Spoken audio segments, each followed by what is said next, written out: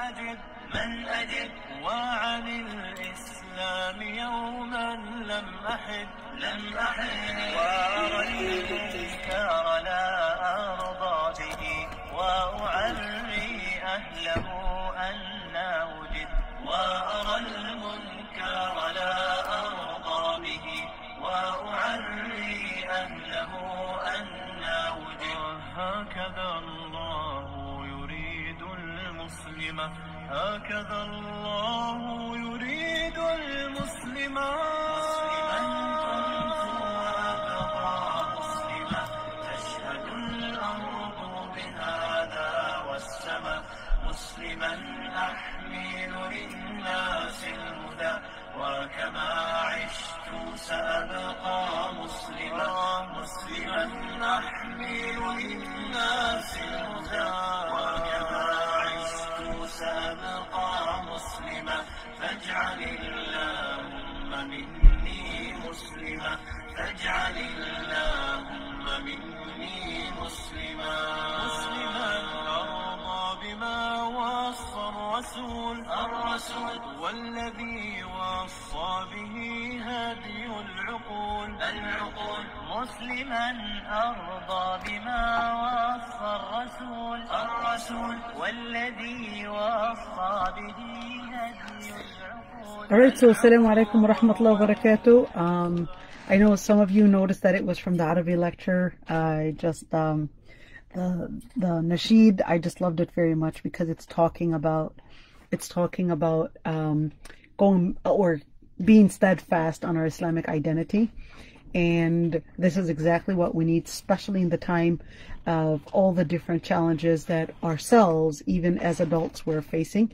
And even within the younger generation, they're also facing all those different challenges. So I thought, just something like a motto that we can focus on. So last week, we did actually discuss the issue of homeschooling and public schooling. And there were many suggestions that we would continue because a lot of the different topics were not actually covered. So today we'll talk about some of those topics. And remember we talked about sharing your opinion on the matter, which is the issue of homeschooling versus public schooling. We had a sister that shared her homeschooling experience, and some of the sisters, their opinion was, well, we can do homeschooling, and that is going to protect them from the environment that they will face and find in the public atmosphere. And we had other sisters that said, well, no, we need them to engage within the public because this is a reality of life. And if we quarantine them, if we quarantine them, we ostracize them from the reality of the world around them, they're not going to be able to cope, and they're not going to be able to move on in their life. There were other sisters that disagreed and thought that is that necessarily teaching them to cope, or is that necessarily giving them the fitna right before them and asking them to not absorb it? So how do the both go together? So we discussed two different opinions, and you could still share, you could still agree or disagree. You won't necessarily have to agree with us on every certain idea.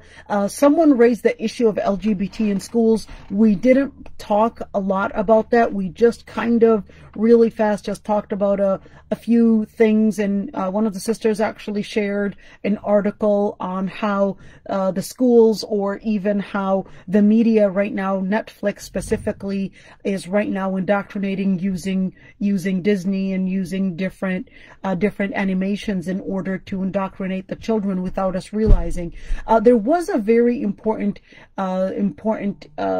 like a short program that was done with Eddie on Dean's show, and he talked about how there were some programs in order to indoctrinate specifically the Muslim students relating this issue. So I'd like to hear your thoughts on that as well. And of course, the most important question with knowing all that is, how do we protect our children from the fitna of indoctrination? Here's one thing. You might at many times say, well, I'd like to ask a sheikh this question. It is not necessarily the sheikh that's capable of answering those questions, because yet we still have to learn from each other's experiences. A lot of the shuyukh are really not aware of what happens in schools, and are not aware. And even when I was going to school back in the 80s and early 90s, the school was totally different. School was totally different. The atmosphere, the environment, the subjects that were discussed were totally different. So even I may not be qualified to speak about the modern situation, the contemporary situation, and it may need each other's efforts, each other's insights to see what is really going on and how can we make a change and how can we protect our children. So this is not necessarily a fatwa here, but this is for all of us to enhance each other's, powers and support one another on what we could do and how we can make a change. And probably a lot of it is, by trial. A lot of it is by trial. What worked with you? What worked with me? And how can we support one another? What are the pros and the cons with that experience or this experience? And sometimes to discuss, well, how did you, the issue of socialization, what did you do in order to help them complete that gap and fulfill their sexual skills and complete that gap and close up that gap, rather than having them, just pretty much book smart or within their area, unable to maintain relationships, unable to continue different relationships, because that will eventually help them in their marriage life, help them in their ability to get a job, maintain different things in life. So just different ideas. And what age are we talking about when we're talking about whether homeschooling or we're talking about public schooling? Does age really matter? That's one idea. Does age really matter? Or is it that no, indoctrination starts from early, therefore we have to intervene early? Or should we intervene with their 15, 17, and what age? Are there different methods that are helpful, or are our methods like giving a pill and ignoring the environment that's feeding that behavior? These are just different questions that we have to look into. And I did have a story that came to my office. She was a 12-year-old girl. She was going to public school. Her mother had a full-time job and couldn't afford an Islamic school. Selma, I changed the name, is then starting to show signs of puberty, goes into puberty, insists on wanting to sleep over at friend's house, and later she says that she's starting to get different feelings. And by that I mean different feelings as what that orientation stuff is being told. I don't call it orientation. I feel that orientation and using that term is more of a promotion than describing the reality of it. Then later insist on having the right to choose her own friends. So even when mother intervened and said, those friends are not right for you, she basically started saying that, no, you're here showing some discrimination against people's orientation. And then the daughter started feeling like she's the hero to save the day, and not really that she's getting indoctrinated. And of course, the situation, I wanted to lay it out for you because this is not one person, but I actually had a number of people that come to me with pretty much the same exact scenario, but unfortunately people don't realize it until it happens in their home. This is really common.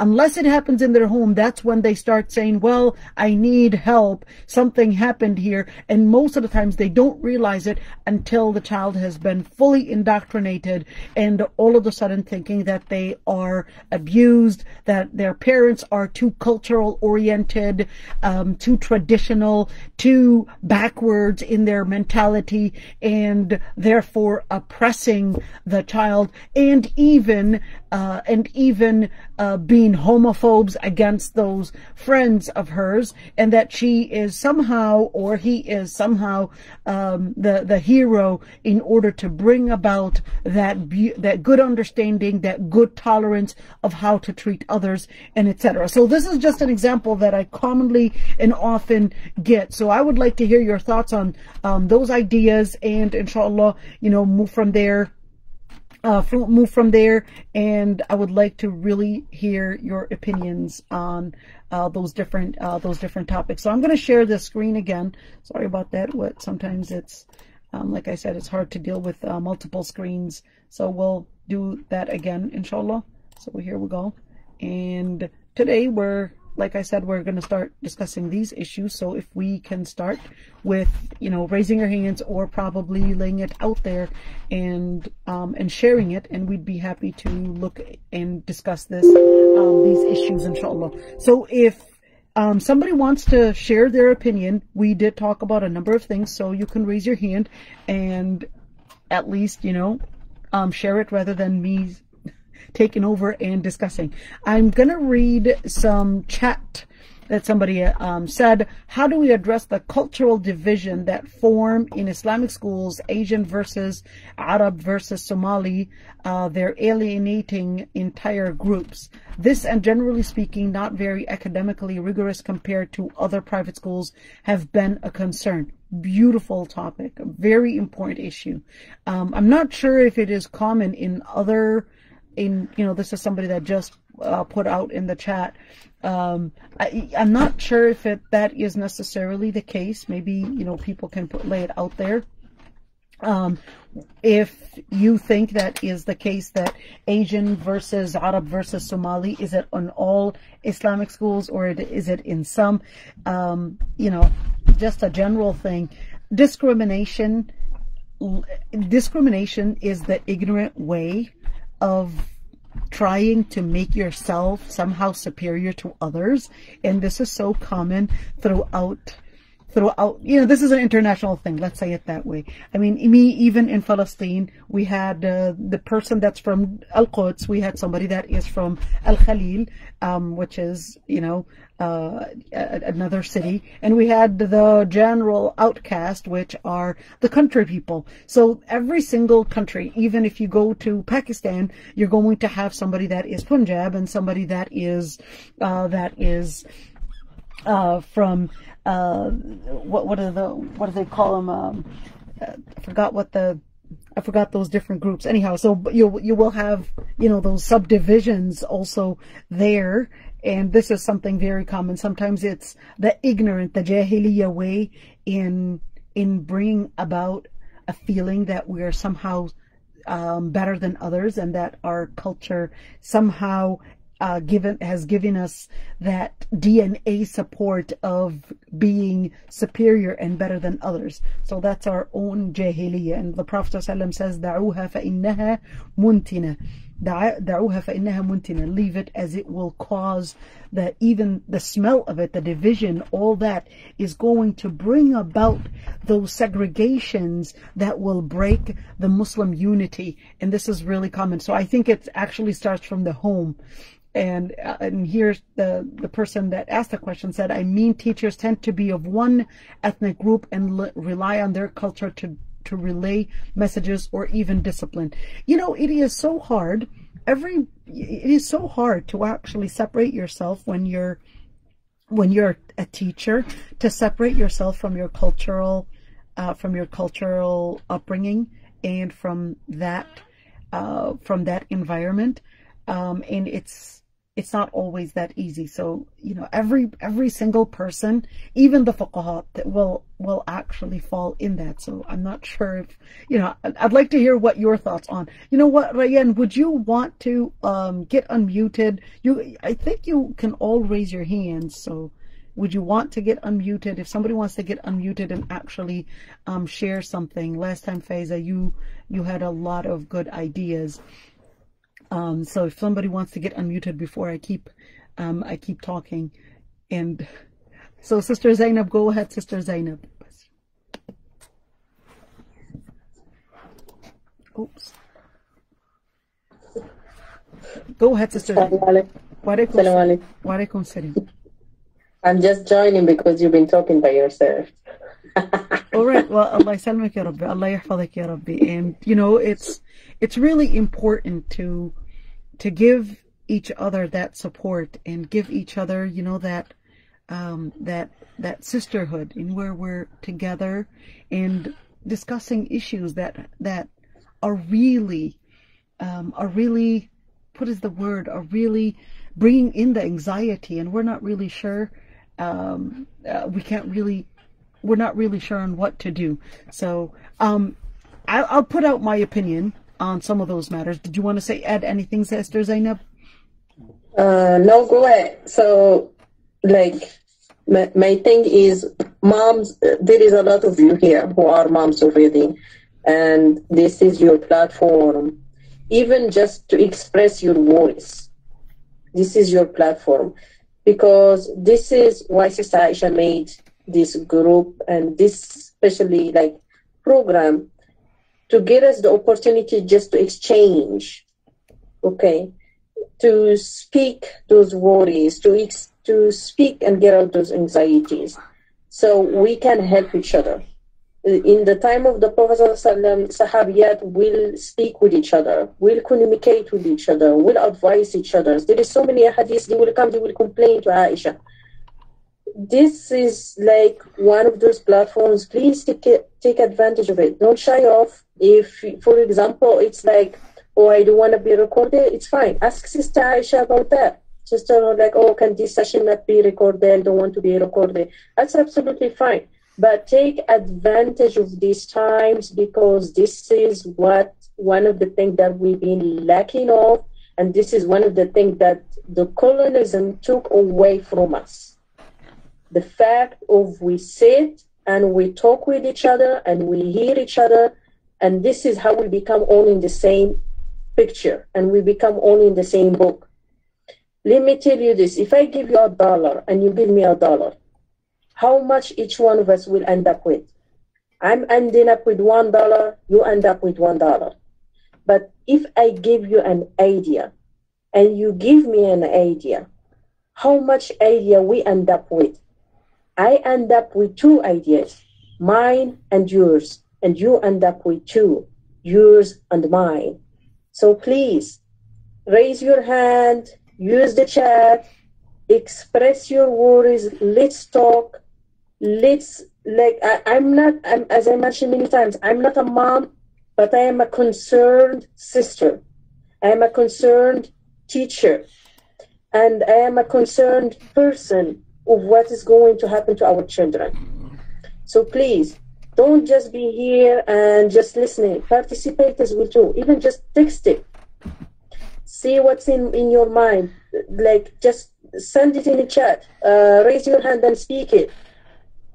This is your spotlight.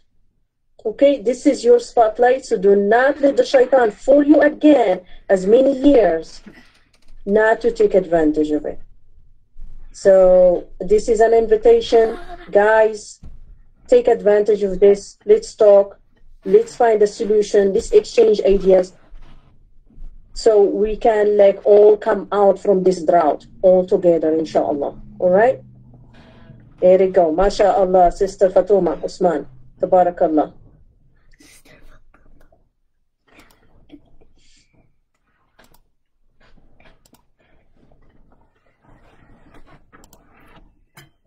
So, Sister Fatuma, I'm actually trying to unmute you. So if you would like to unmute, you would have to actually unmute, literally unmute yourself. Well, Sister Fatuma, I'm trying to unmute you. But in the meantime, what is your opinion on this matter? I personally think that we have to understand the different layouts, the different things that are happening in school. I think to think and limit the challenge in the LGBT issue is not really giving the actual reality of the situation. When we're talking about schooling, it actually involves the different ends of it, because it's actually discussing different ways of you're unmuted. Okay, so go ahead, Sister Fatima. Even though it doesn't appear in my screen that you're unmuted. Go ahead. Yep, we can hear you. All right, so Faiza, go ahead, Faiza. Sister Fatima, something's wrong with your mic. Go ahead, Faiza. I wanted to say Assalamu alaikum. Walaikum I salam. want to say assalamu alaikum. I wanted to add to when you were talking about the LGBTQ and this, these layouts, how they are in the schools. Something that I have noticed, and I'm sure many people already noticed this. When we have our Muslim youth, they tend to have that empathy and that to go or to follow along with these this type of lifestyle and these people. They are lacking the support in their own community. A lot of these people, maybe they have some sort of maybe trauma, or they have dysfunctional, they have dysfunction in the family or in their community, and they don't find anyone to fall back on, or for there to be a backbone, somebody to support them. So what I've seen is that there are a lot of these Muslims, and the LGBT community is very much supportive of anybody that feels like they have been forgotten and they haven't found support. And this is the way that they operate. They take them in. And so it's very emotional for the Muslim youth that feels like they haven't been heard, or they're having these issues and they've been turned away. And then they find this group of people that, they take them in and they hold them, and, they're very, very compassionate, this group of people. So this is why, and they find them as family. I've actually heard this firsthand from several people that are very much against how the LGBT community for Muslims is rejected, and they feel like, no, this needs to be, they're people just like us, and they're loving people, and they've been rejected by society, and they took us in. So how could we reject them? They're people and they're loving. And this is the agenda. This is how this is channeled out, and this is why they tend to the Muslim youth tend to follow along with them, and then they start to defend them, and then they say okay, how could you treat them badly? They're just loving. They don't hurt people. This is what they say. They say they don't hurt people. They're not hurting me. They took me in. They took me in when everyone else rejected me. And so this is something that we need to be concerned about. And it's very difficult because I'm a mom and I have 4 kids, and sometimes even if it was my own cousin or sister or brother, it's when they're struggling with something, and it's well, I don't have time. I'm trying to deal with my kids. But I feel like our community has not built this support system for these types of people that are struggling, the youth that are struggling with certain issues. So then they go and they tend to find another group that will take them in. And this is the problem. All right. So, what do you think? So you laid out the problem. Do you have any ideas on what kind of support groups are we talking about?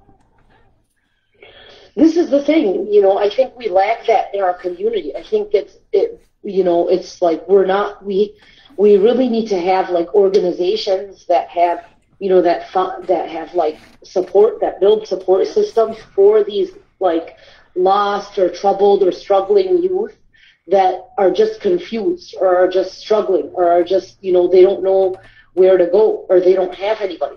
And sometimes you see people and you look at them and you know that they're dealing with stuff, and you think it's very unfortunate. You try to help them, but everyone has their own, and I feel like everyone has their own things that they're dealing with. So you can't do this on a one person level. It really needs to be an organization that takes in. And I feel like I don't know, how do you even start, how do you even, build something like that? I mean, I'm not, I just, I can recognize that this is the issue, but I feel like this is it's on a macro level of you need to build something, a support system. So Faiza, let me ask you this. Faiza, I'm going to challenge you a little bit. Oh goodness. Sorry about that. No. So let me ask you this. Do you think the issue is support of acceptance or support of let me say bringing in, a type of change, a type where to correct, for example, just by saying correct, to correct something, that would actually mean you're considering that behavior as not acceptable. Isn't it easier to find and let your inclinations loose, and to find a community that will tell you what you're doing is not wrong, than actually say, well, I've got a problem here? When the person is not acknowledging that they have a problem, do you think that they will come forward?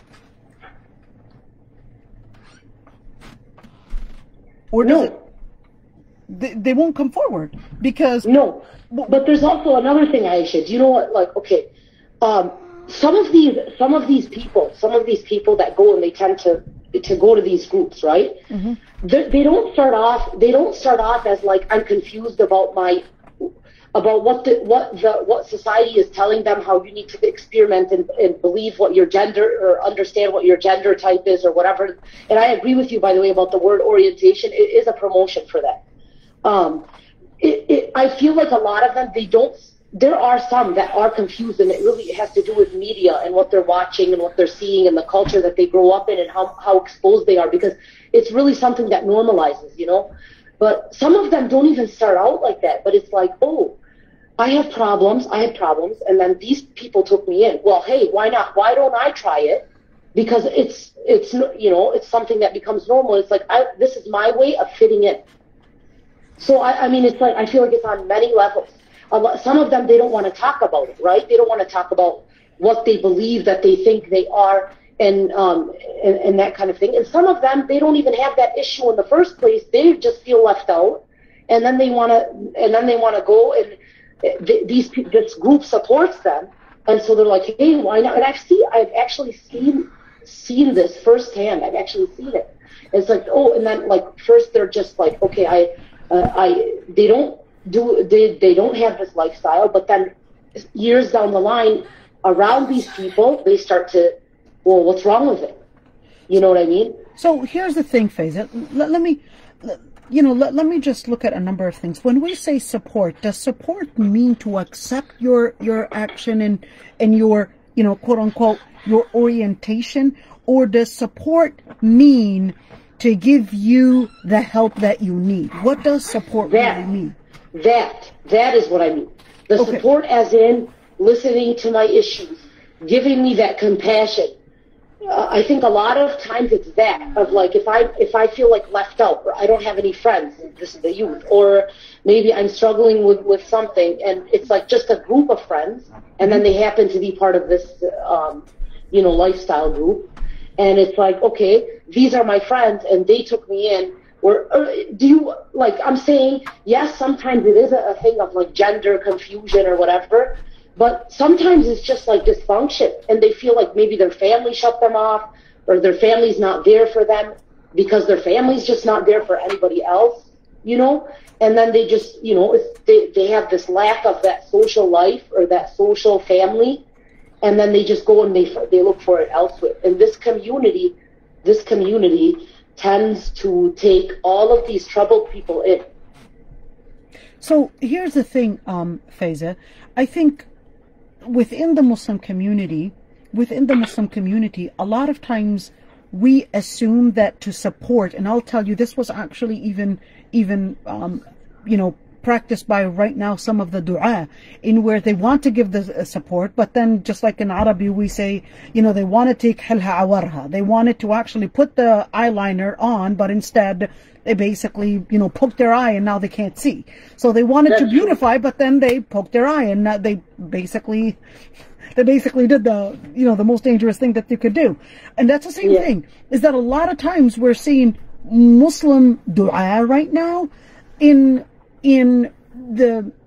the pretense of wanting to bring support, are saying, I'll give you an example, like Yasser al-Qadi, even though he did an outstanding job in the beginning of his lecture talking about how that community laid out in the 60s, there was a plan, there was a strategy, and that's how fast, and because they applied that strategy by promoting it within the stars, within the, you know, the celebrity, and then making every single person that is that is not accepting or rejecting that lifestyle stand out as if they are, as if they have gone against what is considered a human right, what is considered something that is within human nature, etc. Now, you're talking about the lobby that is by far stronger than even the Zionist lobby.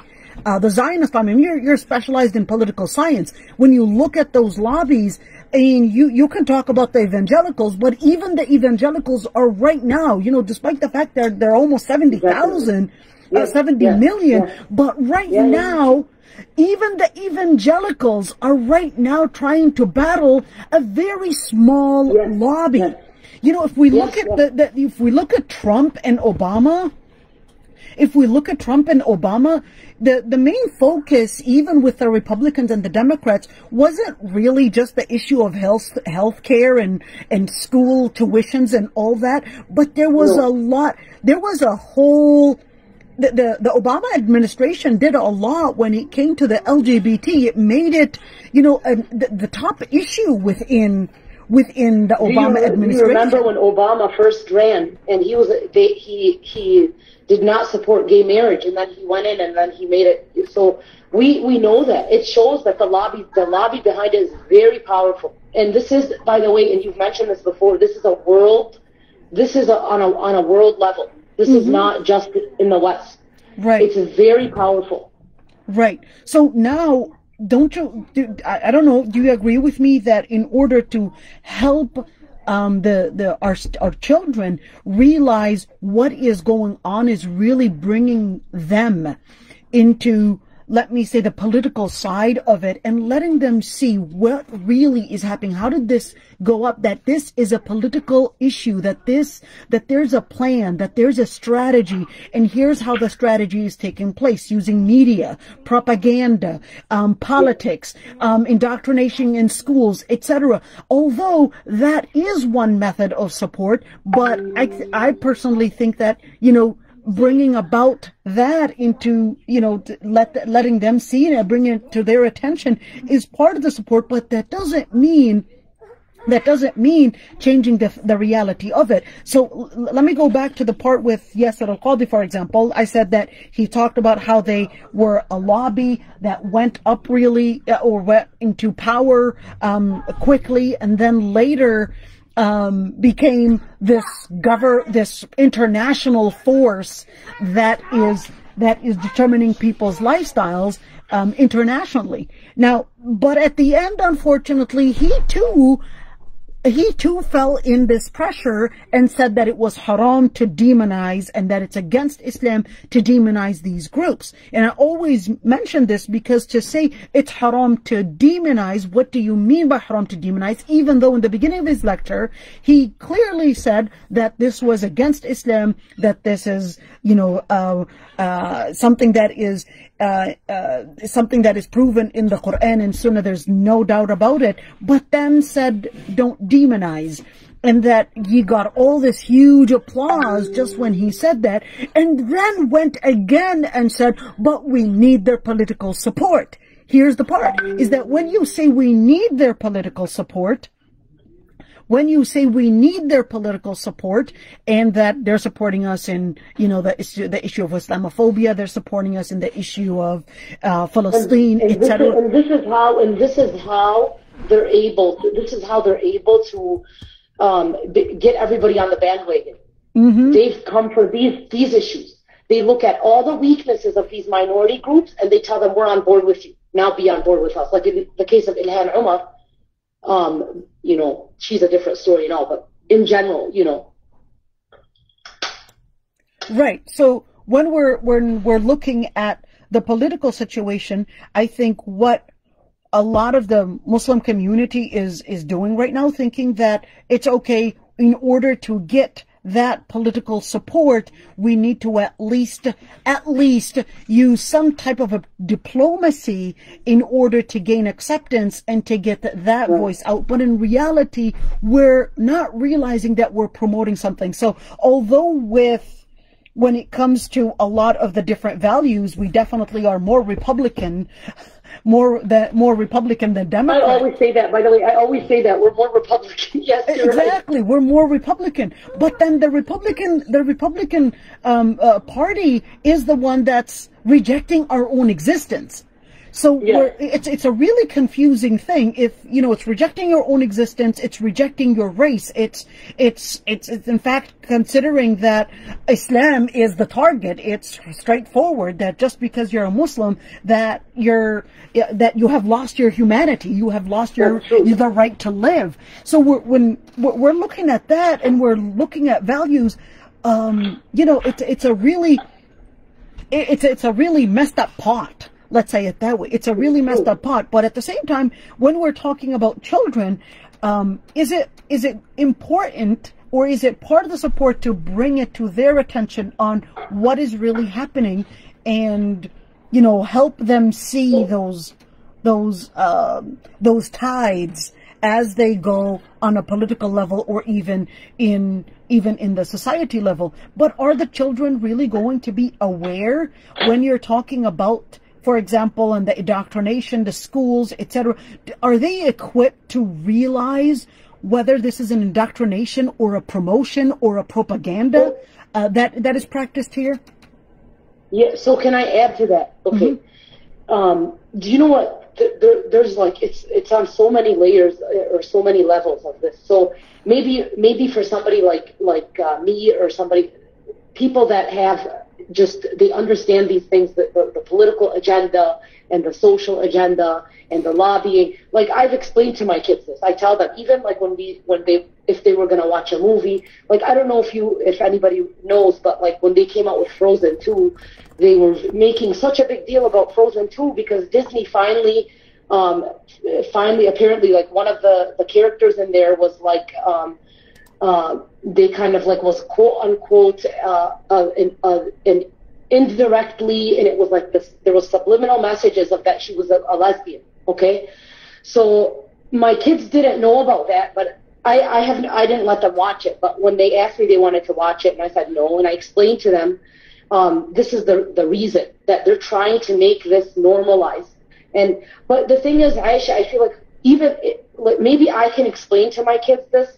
I can explain these things to my kids, but sometimes it's like some parents, it's hard for them. They don't really understand politics. Not everyone is into it, Some of them, it's like, well, how do I even talk to my kids? Honestly, like, even me, when I'm talking to my kids about things, it's very awkward. And I'm sure we all go through this. Like, how do you explain these things?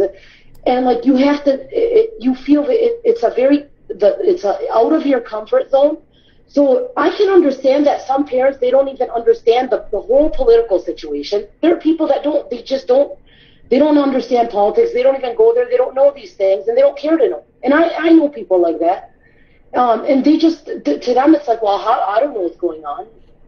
And so it's like, how does that affect us, right? I'll tell you. Your kids may be friends with kids that have parents that don't even dabble in politics, or don't even dabble in these macro social things that are happening. And then it's like, you're teaching your kids this, but like they're being friends with kids that don't even know what is going on, So how? But the question is, like, maybe it's like maybe there should be like lectures for the youth about these, and I believe that. And sometimes it's like there a lot of these lectures that are done are just, I feel like the lectures now for the youth need to be about these very pivotal issues that we're dealing with now. The things that are driving our youth to become atheists, driving our youth to become, accepting of LGBTQ. These are like these are the biggest issues of our time. You know what, Faiza? Like, for example, I did do a number of different teens classes, and the teens classes, those teens classes that I was doing, it was from, I believe, 11 a.m. until 2 p.m. The children are bringing in these different challenges, But no matter how much you try to explain a lot of things, like the aqidah of it, the strategy and what is happening, and the akhlaq and how to protect yourself and all that stuff, you know, the Salma story that I had mentioned in the beginning of the story was actually part of my Islamic studies class, that particular class.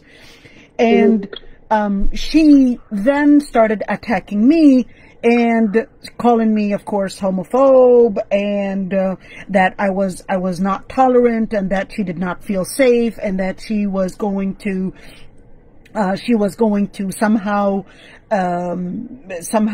you know, tell the media about me on all these different things. I didn't get scared. That's not what scared me. But what scared me was how many students, Muslim students, are within the society, because it's not enough to explain to the child all these different, I would call them very mature, or even,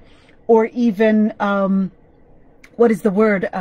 Sometimes these topics are too educated for them. Not always are they able to understand how to put that in practice, the implications of what we're talking about, whether even for some adults, these issues are too deep, even for some adults. Absolutely. So to understand the political side of it, and the implication on ground, on society, on education, on health, and all the different sides of it, not always are they able to understand it. So is it enough to just teach them about it, or do we need to also protect them by taking them away, sort of a quarantine from that community? That's the question, is that, do we have to quarantine our children just like we quarantined ourselves from the COVID-19, or can we just raise awareness and say, make sure you wash your hands, and make sure you cover your mouth, and make sure that, you know, you keep 6 feet apart? Or do we have to practice a different type of social distancing, if you may want to call it, or, you know, how do we do with this? How do we deal with this? And how do we go about with this? That's what I would like to hear. You know, I'm gonna unmute, Maria, I unmuted you, so I'd like to hear your thoughts on that as well. I know that you had said something, so go ahead, Maria. Alaikum. Walaikum assalam. I just wanted to say that, we need to be aware of the fact that whether our students attend a private school, Islamic school, or public school, they are still exposed to this type of groups, because the people that are educating our students are not the people that have Islamic background. Okay, that's one. The second one is there are people that are trying to educate our kids to understand the American way of living. Whether it's part of all of those different groups or different agenda, it's not, some parents are under the impression that if their kids go to, let's say, charter schools, which is mostly Muslim kids that attend those kind of schools, that their kids are safe. That's the wrong impression to have, because those people are educating your kids. They're not a Muslim people. They're not a Muslim teachers. They don't share the same background or history with your kids. Parents need to be aware of that. Mm-hmm. And the second thing is that we, as the parents, need to educate our kids. The one thing that the Muslim parents tend to do is to tell their kids, oh, you have to go to Islamic schools Saturdays and Sundays because it's part of your religion, without explaining why it's part of your religion. They want the girls to cover up and not explain the reason behind why they're covering up. We need to educate our kids in a different way, and not like say, okay, you need to cover up because that's part of your Islamic identity.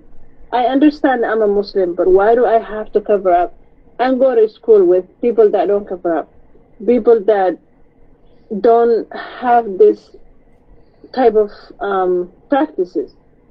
We need to educate our kids. Before we tell them you need to cover up, We need to read them the stories of the Sahabiyas. We need to educate them in a different way that they can understand and be proud of their religion. And the other thing is, if parents do know when there's something going on with their kids, and the Muslim community, one thing that they tend to do is hide that. You need to seek help. You need to talk to different parents. You need to talk to different mashayikh. You need to seek help and say, hey, I am noticing my kid is going through this. You need to be a friend with your kid and talk to them and say, okay, I'm your mother, I'm your father. I know what's going on. Can we talk about this? What is going on? Unless we do that, our kids are going to have some teachers are going to listen to them and they're going to say, oh, you have a problem. I'm gonna be your friend. I'm gonna lend your ear and understand your confusion and your concern and where you're coming from. But if my child comes to me and say, Mom, I'm feeling this way and that way, and I say, no, you cannot feel that way. We're Muslims. We don't feel that way. We don't say that way. Talk that way. Then I'm sending them away to someone else who's going to listen to them. Maria, I'm going to challenge you a little bit, because most of the children that actually come to my office are not coming from backgrounds where the mom is just saying, this is halal, this is haram, and you just have to do it for the sake of you just have to do it. There's no explanation.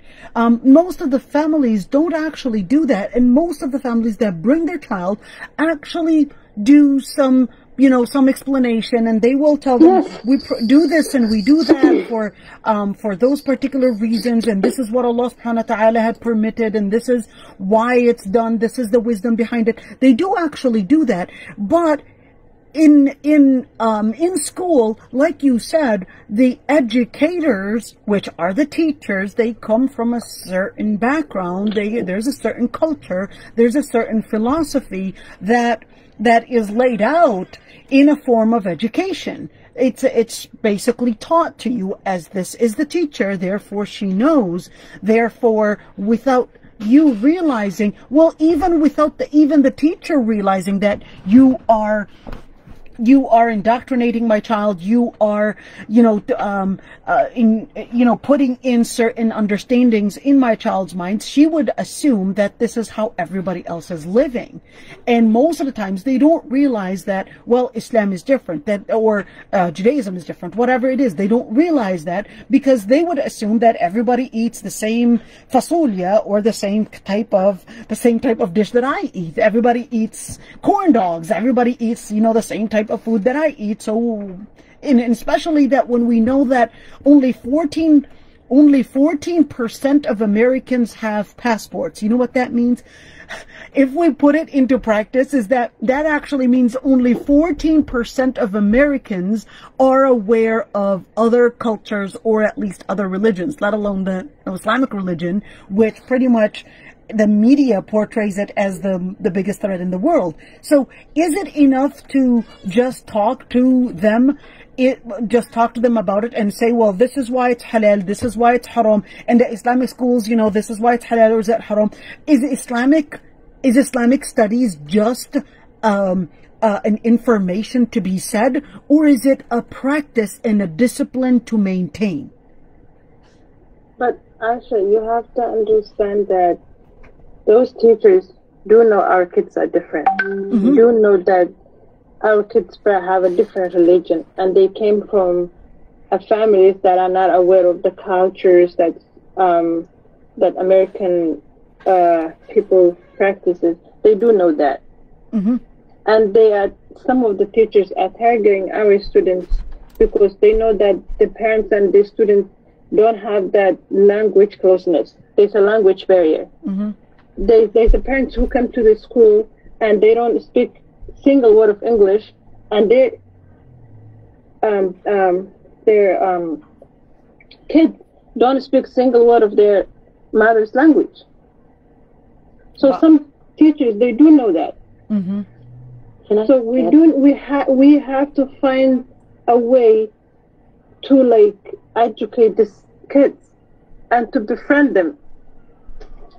Otherwise, whatever that teacher is telling them is what they're gonna believe at the end of the day, because they're not close to you.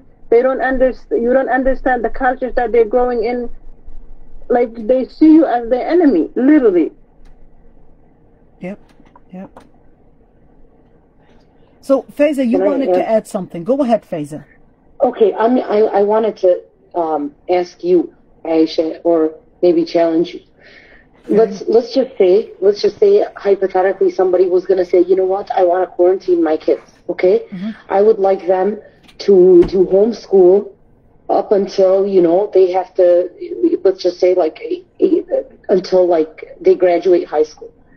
So then what do you do when they get sent off to college? Like, isn't there also the concept of culture shock? And maybe some of them may feel like, okay, I missed out on things. My parents held me back from things that I didn't know. And some of them may feel like, okay, this is so shocking to me. Like, I don't even know how to go out here.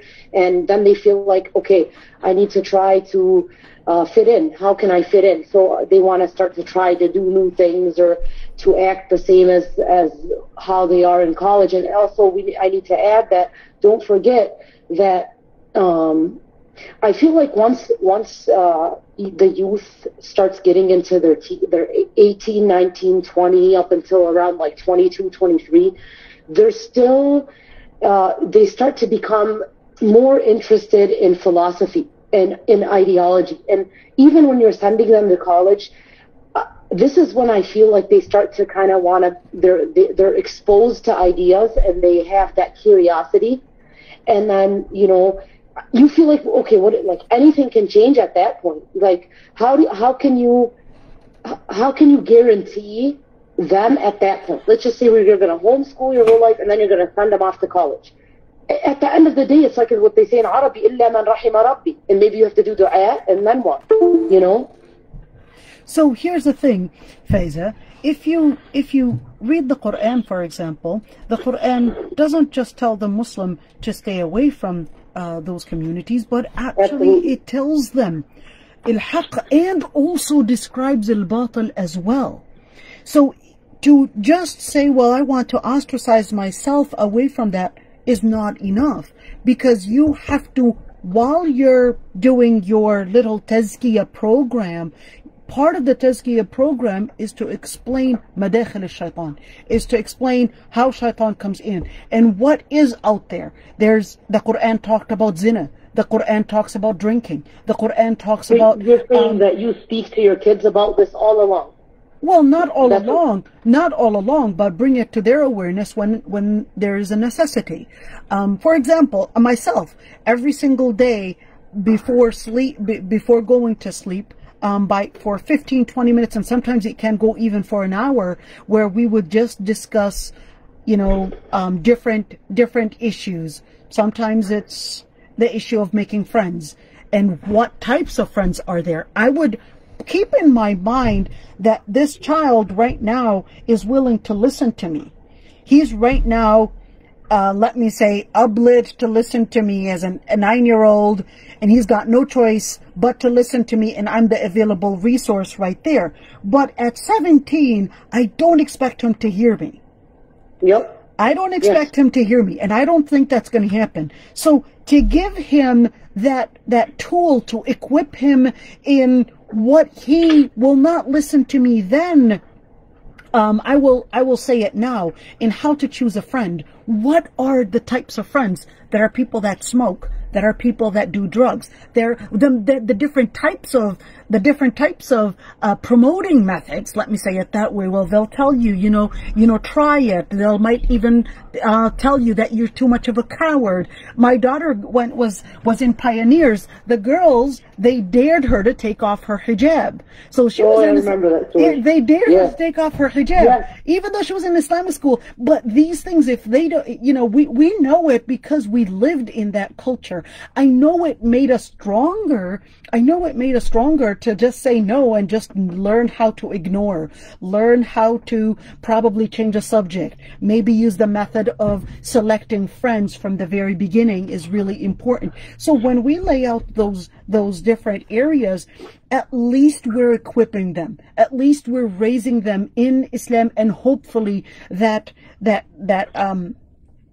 root will get stronger by the time they're 18 or 19.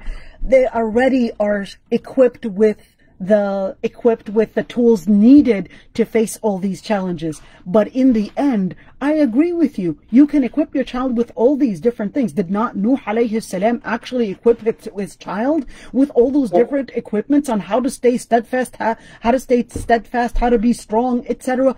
But then eventually he did fall for it and just said, "Sa'awi ila jabali yasimuni min al-ma'." Said, I'll just go to a highest mountain, a high mountain that will, protect me and keep me away from those waves that are coming at me. So in the end is that you can equip your child. I don't guarantee you that, yes, it's 100% going to work, but at least once they reach the age of puberty, I have already done all my job in equipping them by telling them the different methods that haram, let me say, lifestyle might use to propagate their actions. What are the haram things out there? What it even looks like. For some of my kids, I even explain to them what sometimes drugs looks like, even though they're not really exposed to that society. But it's really important because my son may not listen to me at 18 and 17. So they have to learn that sometimes it comes in powder, sometimes it comes in pills, sometimes it comes in those different things. Although not necessarily in so much detail because he's only 9, but later on, at 12 and 13, I would have to inform them about what different things and what methods are used, maybe to challenge you, maybe to tell you that it doesn't hurt, maybe to tell you that you won't be man enough unless you try it, or even the lifestyle that, you will find it. Don't put yourself, and this is really important, that in Islam, the most important method to do tazkiyah is always, look at how Allah subhanahu wa ta'ala told Prophet Lut alayhi salam. He said, وَلَا يَلْتَفِتْ مِنْكُم مِّنْ أَحَدٍ. Don't even look back. Don't even look at them. And that's the thing. The first step of normalization is going and looking at that lifestyle. That's the first step. That's why Allah subhanahu wa ta'ala says, وَلَا يَلْتَفِتْ. Don't even, not even a glance at that area. And that's the thing. When you put yourself in that environment, or you put your son in that environment, to assume that they will be out of it safely, it's kind of like when we say in Arabic that you put a sponge, a dry sponge, in water, and asking that sponge not to get wet is impossible. Because the water is just going to go into that vacuum in that sponge and it's going to fill it. There's absolutely no way. The vacuum in the child's or those empty spots in their mind, in where they're grasping, their understanding. And the first method of education, whether it's positive education or negative education, is by looking at the society around you, without you realizing you would be doing a certain practice. If right now I'm smiling, if you were in front of me, you would not realize that you two are going to be smiling. And that's basically how we affect one another. It's contagious. It's contagious. It's contagious. And that's the same thing in where those lifestyles are contagious without you realizing that subliminal and subconscious mind will absorb it, and eventually it will be considered the culture that I will embrace. That's why with every single country, people have the similar practice. Where and how did they get that similar practice? It's that subconscious mind that's just absorbing from the society around them, and it goes in and they start following the same practice. And then going into a different society, you would think that this is common sense. This is how you're supposed to do it. And the list goes on and on. So Aysha, Faiza, did you want to comment on that? No, actually, you've said everything. I agree. I agree with you wholeheartedly on everything that you explained. I just, just threw that question out there, just to, be able to have it recognized and mentioned that there always is that possibility, like Prophet Nuh's son. At the end of the day, then it becomes, this is the ibtila. You've done what you've done. And I explain to my kids these things. And I also wanted to add, like when you've spoken about telling your kids about what the drugs look like, I've done that as well.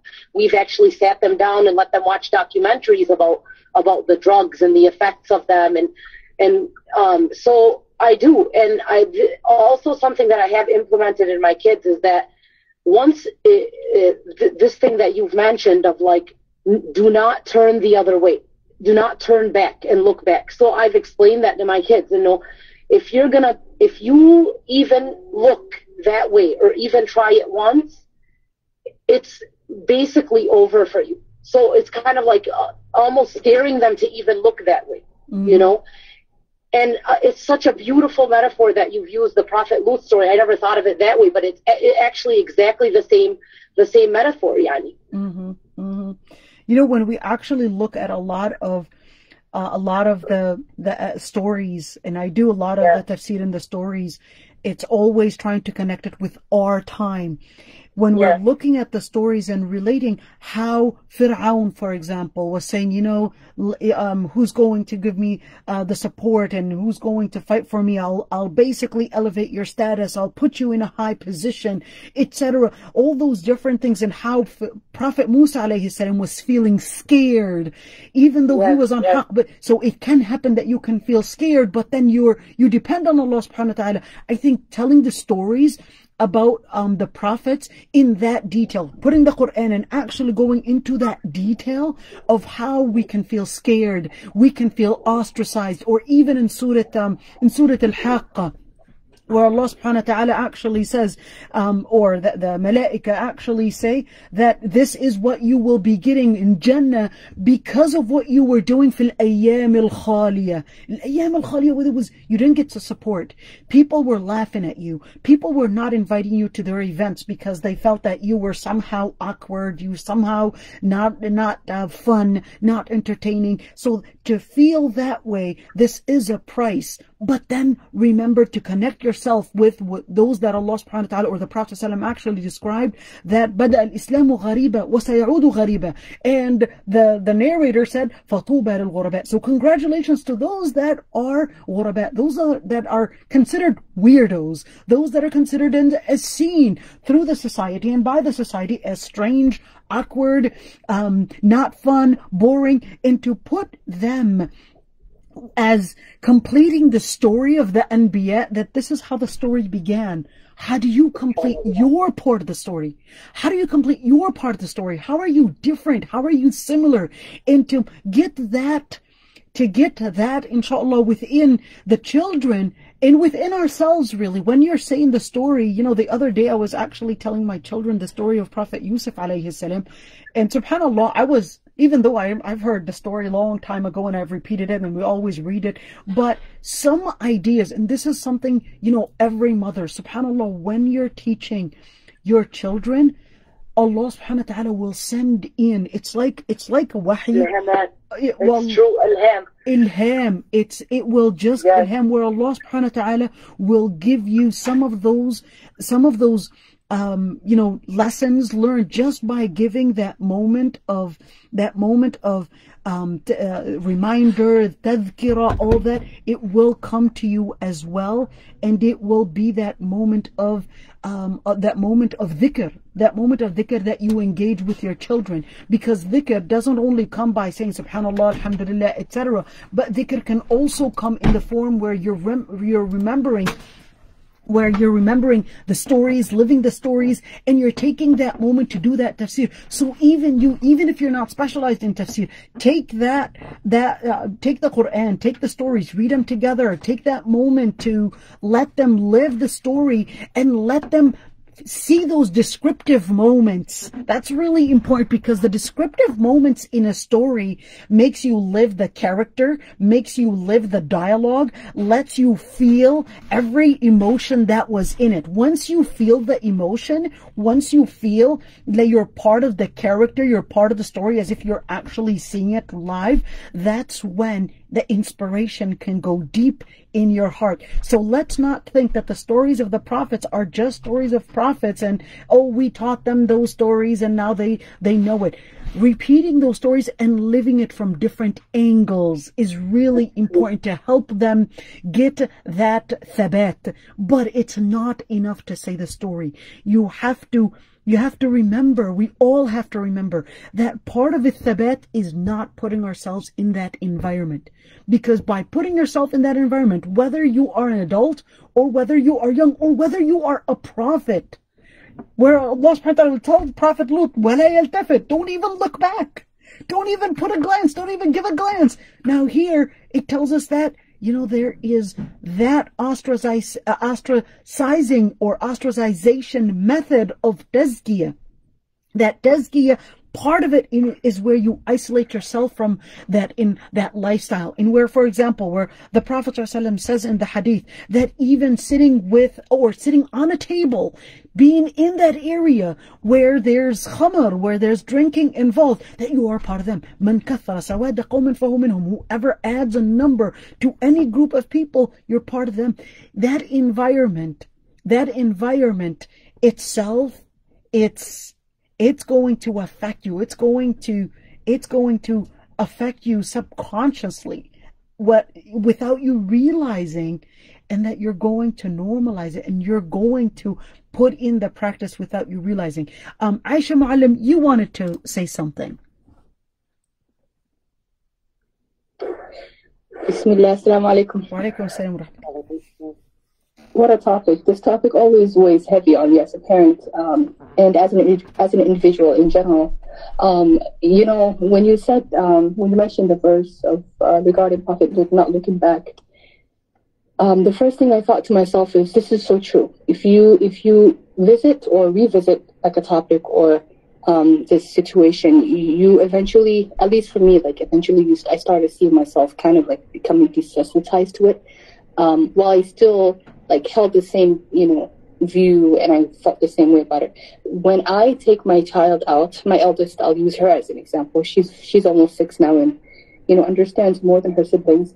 I'm always very nervous because I know that, that she's observant and she's always asking me questions.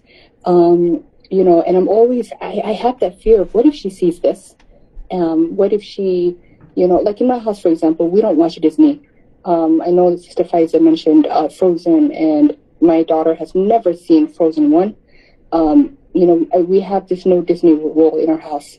I have seen how they're, at first it was slowly, but now it's more rapidly that they're trying to incorporate LGBT and all of these fasakh and ideologies into cartoons that seemingly seem innocent to children and even family members. One thing I wanted to add on is that we're living in a very, very tough time, and I feel like the hadith of the Prophet ﷺ, and Sister Aysha, please correct me, the Prophet ﷺ, I read a hadith, I think in Riyadh al-Salihin, where the Prophet stated, even if you have to, and I'm paraphrasing, may Allah forgive me, where he said, even if you have to go into a hole just to save your deen at one point, do so. Is that a correct hadith? I feel like I've read a hadith like that somewhere, where the Prophet ﷺ was basically emphasizing how if there is so much fitna like this that happens to you at one point, escape from it, even if that means going into a hole or into a cave and just to isolate yourself from everything that is happening. For me right now, it's, I had so many things. I should have just did bullet points and wrote down everything I wanted to say, because I was listening to you and Faiza that I kind of lost my chain of thought of all the things that I wanted to state. But I know that the most important thing that we should do as families, as parents right now, is to make sure we're teaching Islam all the time. And this doesn't just mean taking our kids to Duxies and stuff like that, because I know many youth who graduated from Tahfidh programs, were Hafaz, and they memorized and all that, and they had graduation ceremonies, and right now they're in the streets. And when I know their family members, I know the students themselves, and when I see that, the only thing I can blame, honestly, is the society. I'm like, it's either the society or it's the family's fault. Allah, my mom says the same thing, illa min rahim rabbi, right? We are here right now, and the only people who will survive this is those who Allah subhanahu wa ta'ala guides and keeps steadfast. But I feel that we are responsible as the parent of our children, raising them in this country, because if we say read the Quran, memorize this, and we're constantly forcing them upon the kids. They're not learning the Quran because they're in love with it. You know, they're learning it because we're forcing it upon them. But if we act Islamically, if we implement the knowledge that we're gaining and what we're reading about in Islam, our kids are going to, inshallah, may Allah make them those who see us and follow us, and may Allah guide them and keep them steadfast. But children see, children do, right? A lot of the times what I see and from families is that, you know, and I've seen this with my own eyes, like from my own students, is that children are told to pray, they're told to read the Quran, but they don't see their parents doing so, right? I know parents who listen to music all the time, but they will be so upset when their child cannot memorize a page. I feel like that's, you know, it doesn't work like that. You know, your daughter or son is just at one point going to say, I'm done with this, you know? I know a son who said, I'm only memorizing this Quran because my parents want to. And he said, I cannot wait to be done with this tahfidh program just so I can memorize and be done, and I would never look back. And when I heard that last week, my heart was torn to pieces. And I said, that is very, very sad to hear. And that is the reality of a lot of youth. And we're in a country, in an environment that, you know, at one point in one of your sessions, Sheikh Aysha, you mentioned, is that we're living in a society that is culturally kidnapping our kids from us. You will have parents in the living room, but their children are in a different world because they have tablets and whatnot in their rooms. Now, this is not just about the LGBT issue that we're talking about. This pertains to many other things, you know. So it's very scary. You know, we should try our best to model the correct examples to our kids so that inshallah they follow our footsteps. But if we're turning right, you know, our kids are not going to turn, you know, if we're turning like the opposite. How do I word myself? Yeah, I'm just going so, my mind is like, you know, going through so many thoughts that I wanted to say. But the one thing I want to say is that may Allah subhanahu wa ta'ala help us. May Allah subhanahu wa ta'ala help us. I'm the youngest of 12, and I'm a parent myself to 3 kids. And when we were immigrating to the US in the early 90s, we left my father behind, and it was my father's idea. Just to share a quick story, it was my father's idea for us to come to the US, and my mom was so not, you know, feeling that idea. She said, you know, I don't want to go to the US, let's just stay here. But, you know, we fled Somalia, and it was, you know, with the civil war and all the unrest that was happening at the time. And my father's intentions were, you know, I want our kids to gain an education for safety, you know, all of the intentions. Yeah, he had pure intentions. My mother, however, was just so afraid of the fitna, and she's like, it's a non-Muslim country, what if we encounter this and X, Y, and Z. Now, we're here now, and I remember my mom saying, when I grew up, she was narrating the story to me. She's like, I wish, at the time I was saying, I would rather them be shepherds than for us to go to the US. And mind you, like the fitna that's happening right now was not around when I was growing up, right? It is 10 times worse. I was not even a mother when I said my kids are not going to go to public school, because for the most of my life, I went to Islamic schools. And that was, alhamdulillah, I make dua for my mom till this day, and I'm in my 30s, I say, may Allah bless my mother for putting me in that environment. Yes, Islamic schools can have their own challenges, and it's not 100% innocent, because yes, you will have kids, you know, try to influence themselves because of the things that they're seeing in their communities and in the TVs and whatnot. But it was not the way that it is today, right? And I was like, there's no way that my daughter, my son, my kids are going to go to a public school because of what I saw the moment that I left Islamic school. I started public school in 9th grade, and it was a completely different world. I remember crying my eyes out, telling my mom, can you find an Islamic school that has high school or college? I'll go there, because the environment was just so suddenly different that I didn't know how to adapt to it. So may Allah guide us, may Allah protect us. You know, the Prophet ﷺ, he said, "Kullukum mas'ul, wa kullukum mas'ulun an ra'iyatin." That's pertaining to our kids right now. May Allah make them steadfast. May Allah protect them from what is happening. May Allah protect us from what's happening.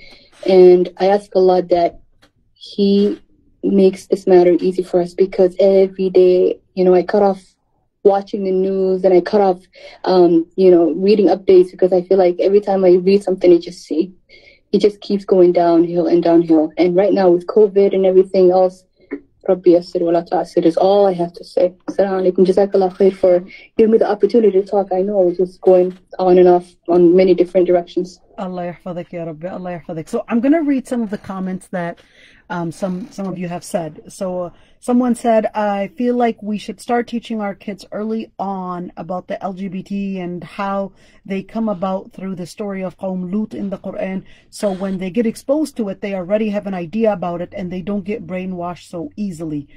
So I agree with you. But I think it's really important to remember that it's not enough to say the story, because then it becomes just a theory.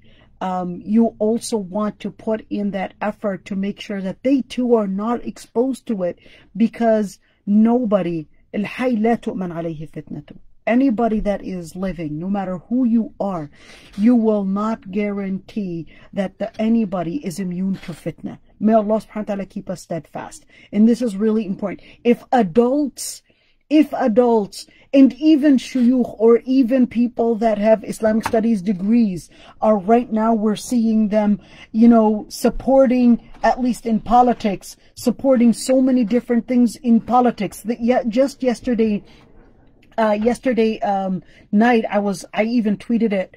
A girl, she happens to be wearing niqab, regardless of whether I think niqab is fard or sunnah. I personally think it's sunnah, but that's not the issue. So she had memorized the Quran. She was in Indonesia and participating in a Quran contest. Mind this, she was participating in a Quran contest, and then one of those that are the judges, basically, they asked her to remove the niqab. So she said, I can't. And then he insisted that she would remove the niqab, even though she was in a Quran contest. You guys, check this out. And she then hesitates. Should I? Shouldn't I? But then she puts the microphone down and says, I'll just pull out. I'm not going to participate, and I don't want to remove my niqab. And this is an Islamic country. This is a Quran contest. Instead of saying, if you wanted to really make sure that this contestant was really the person that, signed up for the contest, well, you could at least tell her, let's have a female, just look at your ID or whatever it is, your passport, just to make sure that you are really the contestant, rather than asking her in front of everyone, take off your niqab or else you won't participate in a Quran contest. This is, I don't know, why did I say the story? Anyhow, so when we're looking at the environment, unfortunately, even Muslims are right now embracing the non-Muslim style. Wasn't niqab, as an example, something that was worn by all the Muslim women throughout the Muslim world, all the way from Afghanistan all the way to the other sides of Africa and all over Africa? Every woman was actually practicing it, regardless of whether we think it's sunnah or obligatory, but it was practiced. And in a Quran contest, to feel that no, she's supposed to take it off is telling us and just giving us an idea of how the Muslim community is right now embracing France's way and the liberal way of what is supposed to be appropriate. What is Islamically appropriate or not, even if it was to participate in a Quran contest. This is how far we have gone. If we're seeing even ulama right now, and even dua right now, saqatu, and right now literally saqatu, and literally supporting regimes that are doing all those things against Islam, demolishing masajid, demolishing homes, killing it by 800, and even burning their bodies, etc. All that is done right before everyone's eyes, and still you will find ulama that will give support. Would you think would you think that there aren't going to be any pressures if ulama saqatu? Did you think that children that don't have the tools of ilm, that don't have the tools of tarbiyah, all that, and expect them to stand firm in front of all these pressures? If ulama saqatu, did you think that your child, just by telling them why we wear the hijab, why it's important to follow Islam, that is enough? It's not enough. When we talk about tazkiyah, just as adults we have to practice that tazkiyah, we also have to practice it with our children and help them face the fitna by, just like Aysha was saying, the hadith, and where the Prophet ﷺ was actually talking about, was actually talking to Hudayfa ibn al-Yaman. And remember, Hudayfa ibn al-Yaman was that Sahabi that was not asking about the good things, was actually asking about the bad things and the evil things. And when he was asked, well, why ask about the evil things and not the good things? He said, well, if I abstain and if I'm careful and I abstain from the evil things, then that would mean that everything, all the other things are going to be safe to do. And therefore it's either going to be halal or leading me to Jannah, but at least it won't take me to hellfire. But then he asked one very important question to the Prophet ﷺ, and he said, you know, what to do in case of fitna. And the Prophet ﷺ said, you know, be part and join those that are Muslim, you know, stay with the Jama'ah al-Mu'minah, stay with the Jama'at al-Muslimin, stay with the Muslim community. He said, what if even the Muslims are deluded, even the Muslims are gone astray? What should I do?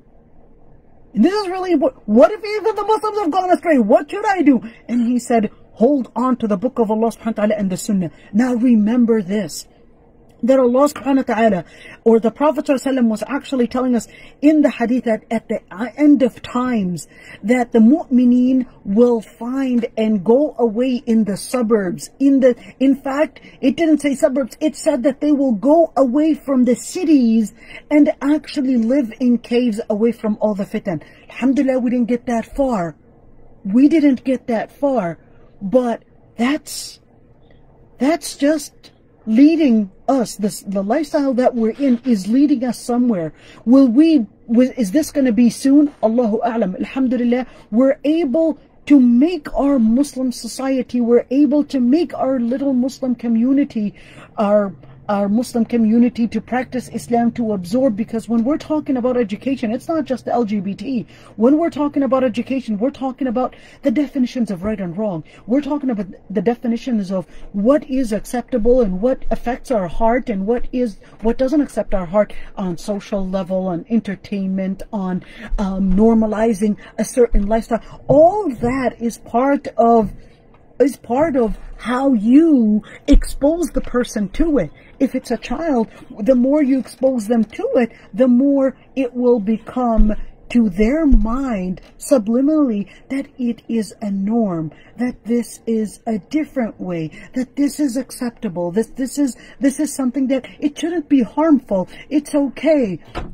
Once the ikhtilat, once that all that lifestyle is taught through that education, everything is going to be normalized. And then the heart is going to absorb, it's going to absorb all those fitan, and to expect that, let me just educate them. Let me just put them on Saturdays and Sundays and tell them about, you know, Saturdays and Sundays and how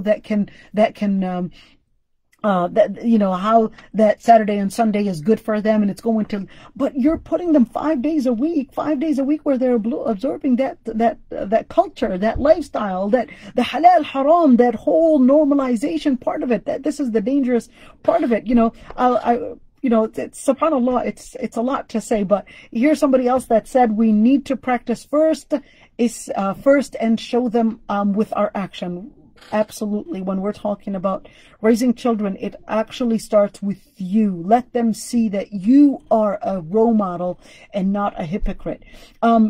Sister Fatima is basically, I'm just going to, you know, she put in a number of different comments in the chat and was in support of political engagement in order to make that change, and not to work on those separate engagements. So she's more in support of, well, let's do the political engagement. And I agree with you. There has to be that political engagement. There has to be that political engagement without giving up on a lot of our values.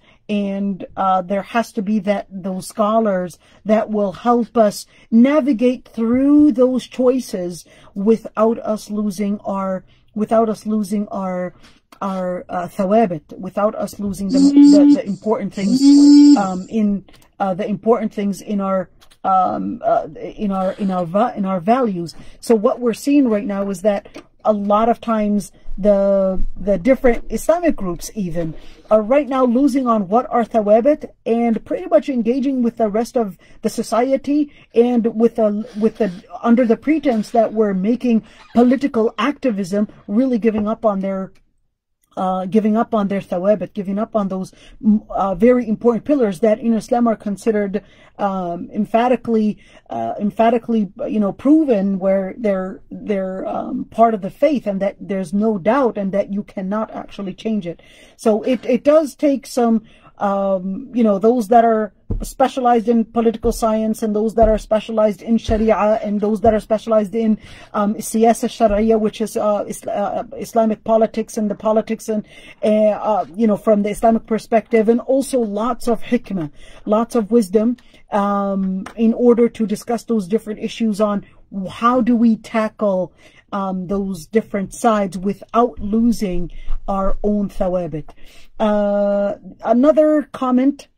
I agree with you that a solid Islamic education during childhood may protect our children in their teens years, inshallah.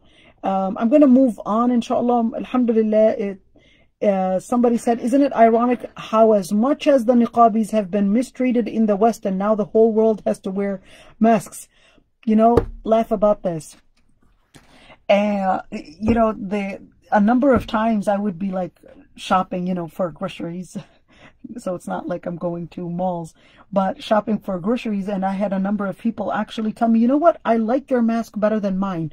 So alhamdulillah, before that, I would always get the comment, aren't you hot in that thing? Are you able to breathe? But all of a sudden, I started getting the opposite comments, in where I like your mask better. I think it's more breathable than our mask. And, subhanAllah, right now, everybody is supposed to be wearing masks. And I've had even areas, Costco the other day told me that I can't wear my niqab, and that it's too breathable, and that this is exactly what they said. They said it's too breathable, and that I have to wear a mask underneath it.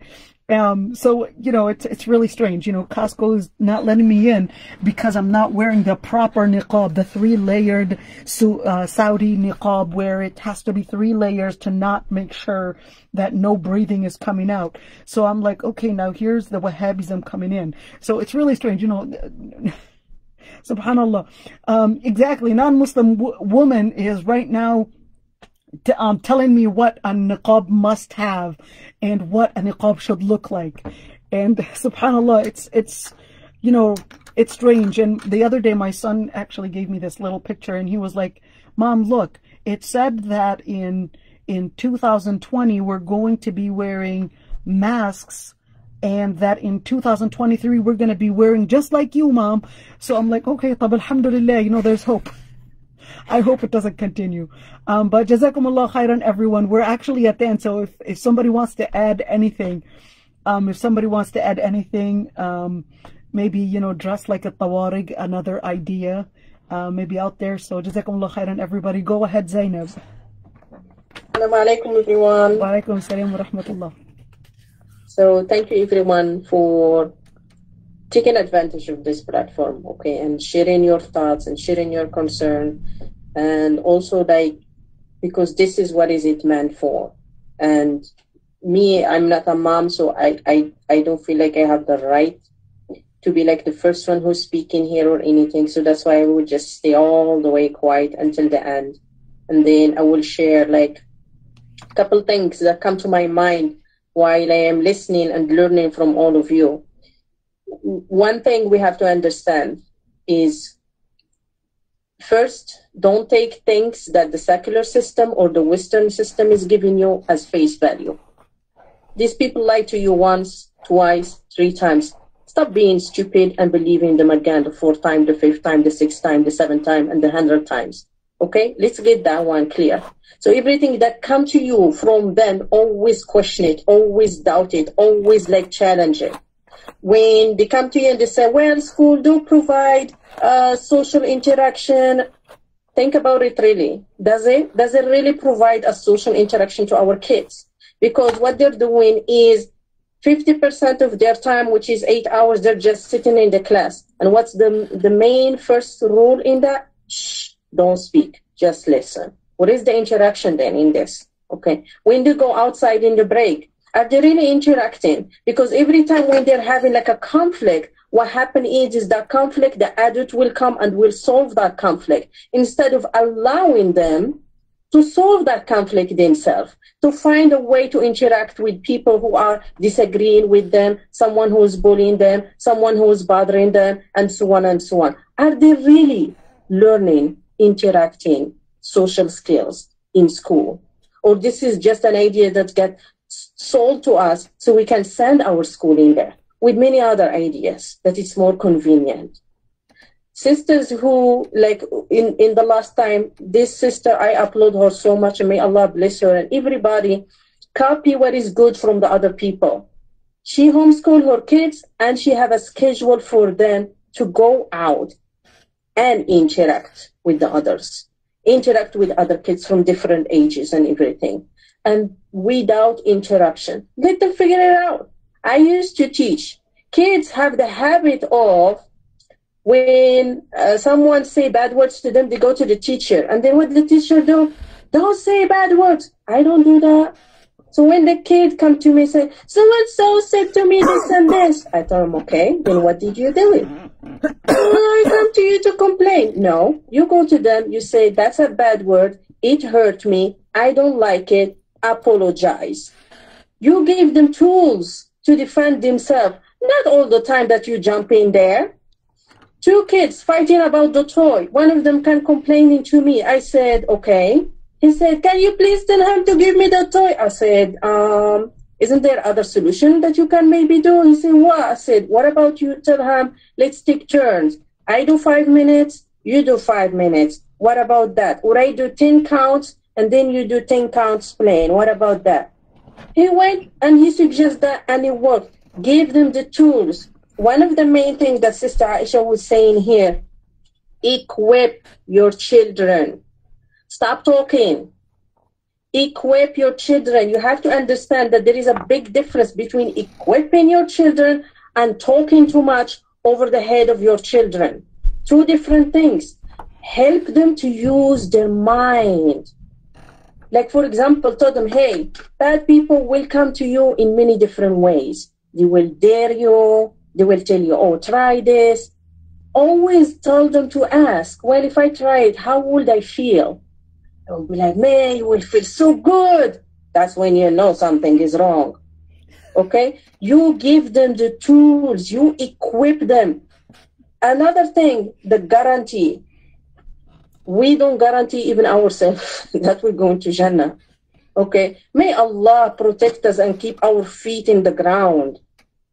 That we die saying La ilaha illallah Muhammadun Rasulullah. And this is important for us, even to us, to keep saying to myself, I do not guarantee myself. So you can always strive, and so you can always be afraid, so you can always ask Allah for guidance, so you can always have that attachment toward Allah. Another one, like for me, like in my observation, I think the biggest challenge our kids have is not that our kids are naive. It's because we, the adults, the parents, the family members, are naive. That's the biggest challenge that our kids have. It's not indoctrination from outside. It's us that we didn't get it. We ourselves, we've been indoctrinated. And we have to admit this. We've been indoctrinated. And we have to clean that out first. What are you doing to clean yourself first from all those wrong ideologies, from all those wrong way of understanding, from all those ways of manipulation, and you don't have no idea it's manipulation? The sister, for example, you said like, oh, like sometimes it's so hard when it's out of your comfort zone. Where is that feeling coming from? Where is that feeling of discomfort coming from? Who indoctrinated you that this zone or this topic is a comfort zone? Who indoctrinated you that with your children you don't speak everything and you leave some parts to the teachers to do, or you leave some parts for the imam to do? Who indoctrinated you that? We have to correct a lot of ideas that we have in our mind that are blocking us to do our rules. We have to change our mindset, and we need to stop looking and waiting for a savior. Be the savior. Right. Allah Khair, Sister Zainab, because we actually have to go. But I want to, all those attendees, please make dua for Sister Zainab that she would get children. MashaAllah, she will be a great mom. And let me tell you a story and end it right there. I wasn't in Masjid al-Aqsa. It's just about dua. I was in al-Masjid al-Aqsa, and my friend, who I hadn't seen in probably 5 years at that time, she was, sitting down. She was carrying a little boy, probably 2 years of age. And, all of a sudden, while I'm talking to her, a woman comes in, pretty much her age, comes in, and she says, "Give me the boy." So she hands down the boy. And then, Yasmin, her name, and then she goes away crying. I said, "Yasmin, what's going on?" And she said, "Nothing, nothing, nothing." I said, no, tell me, who is that lady and who is that child? And she said, "That's actually my stepson. And the child, the woman, happens to be my co-wife."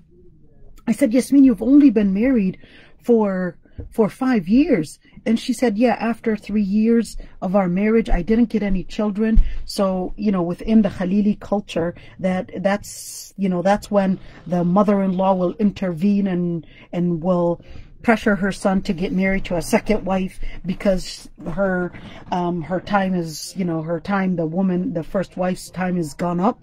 And therefore he has to get a second wife in order to get a child." So I said, "Yasmin, so why are you crying?" She said, "It was really hard on me the way that she did." So that's not how you react. And she said, "What should I do?" I was like, "Okay, I'll tell you what to do. There's a place in Masjid al-Aqsa, inshallah, all of you will go there. It's called Bab al-Jannah. And I used to give the drus there. I used to give drus in Masjid al-Aqsa for some time. And I had the women that were there that used to always listen to my classes and halaqas, but of course in Arabic. And I said, "Hajjat," meaning Hajjis, we're going to combine and we're going to join all together. And she was like, "What are we going to do? Another halaqah?" And I was like, no, we're going to do something else right now. "What are we going to do?" I said, "Listen, I'm going to make the dua and you guys are going to say Ameen. Agree?" They said, "Okay, agree." And then I started, making the dua, Allahumma arzuqha, waladin, etc. And I started making the dua and everybody, and all the women, Ameen, Ameen, Ameen. And she was saying Ameen. And then a few months later, I was walking in Bab al-Amud, Damascus Gate, and I was actually in the bus. I was walking and, on the bus, and then all of a sudden I see Yasmin. And her stomach was way in front of her. And I was like, "Yasmin, what happened?" And then she pointed on her stomach and she said, Allah answered the dua. She was 7 months pregnant. So subhanallah, and later she got other kids. But subhanallah, just when you feel like that's it, this is the end of me, make that dua. Whether it's the dua to get a child or whether that is a dua to give hidayah to our children. You can guide your children. You can give them all the tools, but in the end is that hidayah is in the hands of Allah subhanahu wa ta'ala. Hidayah is in the hands of Allah subhanahu wa ta'ala, just as bringing them into life is from Allah subhanahu wa ta'ala. May Allah subhanahu wa ta'ala guide us, keep us steadfast, keep our children steadfast, give us thabat, and give our children guidance, and make us from those that will know what is haqq as haqq, and see it as haqq, and practice it because it is haqq, and make us from those that will be steadfast on haqq. And may Allah subhanahu wa ta'ala make us from those that will see evilhood as evil, and make us from those that will be away from evil and not from those that will practice evil, and make the same for our children. Well, they will see evil as evil and not practice evil, and make them away from all the different evil things surrounding them. And may Allah subhanahu wa ta'ala give Sister Zainab a walad salih inshallah, or awlad taqarru bihi aynaha inshallah, or taqarru bihim aynaha, with all of them. And may Allah subhanahu wa ta'ala also make them guided, and Allah subhanahu wa ta'ala is the one to answer the dua. Jazakumullah khairan everyone, and assalamu alaikum wa rahmatullahi wa barakatuh.